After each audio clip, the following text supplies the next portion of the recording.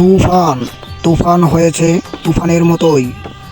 মাওয়া agro services বাজারে নিয়ে এলো তুফান 30V55 আর সুলতান 33V55 ভুট্টা বীজ। মাওয়া অ্যাগ্রো সার্ভিসেসের ভুট্টা বীজ করলে চাষ হাসবে কৃষক 12 মাস।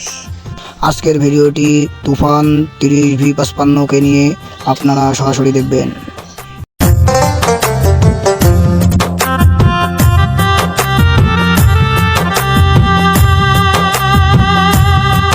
আসসালামু আলাইকুম। আমরা আজকে মাওয়া অ্যাগ্রো সার্ভিসেস এর তুফান ভুট্টা বীজ নিয়ে মাঠ দিবস করব। তো এখানে যে কৃষক আমাদের আবাদ করছে তিনি হলো আমার নাম কি রফিকুল ইসলাম। এনার আপনি কয়দিন বীজ লাগাইছেন? 7 কেজি। আবার আপনি আরও তো অন্য বীজ লাগাইছেন, এর মধ্যে আপনার এই তুফান কীরকম হয়েছে? অন্য ইয়ের থেকে এটা ভালো হয়েছে তাতে, এবং আপনারা নিজেও দেখতেছেন এখানে বীজটা দানায় পরিপূর্ণ এবং মানে কোনো স্পট এবং দানাগুলো খুব সুন্দর, রং কালারটাও খুব ভালো হয়েছে। এবং এখানে দেখা যাচ্ছে আপনারা দেখছেন প্রত্যেকটা মশাই এক সমান, কোনো ছোটো বড়ো নাই। যদিও ছোটো বড়ো থাকে সেটা 19-20। হ্যাঁ, তো এই বীজটা আমি বিক্রি করছি এবং এনারা লাগাইছে, এবং এই বীজটা আসলেই ভালো, মানসম্মত, এবং মশাগুলার ওয়েটও আছে।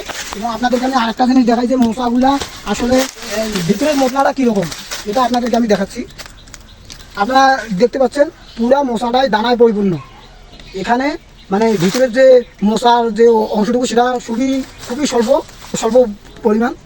তো আশা করি এই বীজটা আপনারা সবাই লাগানোর চেষ্টা করবেন, এবং আমরা যারা কৃষক আমরা চাই সবসময় যে একটা ভালো উন্নত মানের জাত, হ্যাঁ, যে অল্প খরচে বেশি আয় এইরকম একটা জাত চাই। তো আমার মনে হয় এই তুফান মাওয়া অ্যাগ্রো সার্ভিসেসের এই ভুট্টা বীজটা খুবই ভালো, এবং মানে অল্প খরচে বেশি আয় করা সম্ভব, এবং এটার দানাগুলা খুবই ভালো, অল্প রোদে শুকিয়ে যায়। এটা মানে পানির যে পরিমাণটা এটা খুবই কম থাকে। তো আপনারা যারা কৃষক তারা এই মাওয়া অ্যাগ্রো সার্ভিসেসের তুফান বীজটা লাগানোর চেষ্টা করবেন, এই বীজটা খুবই ভালো হয়।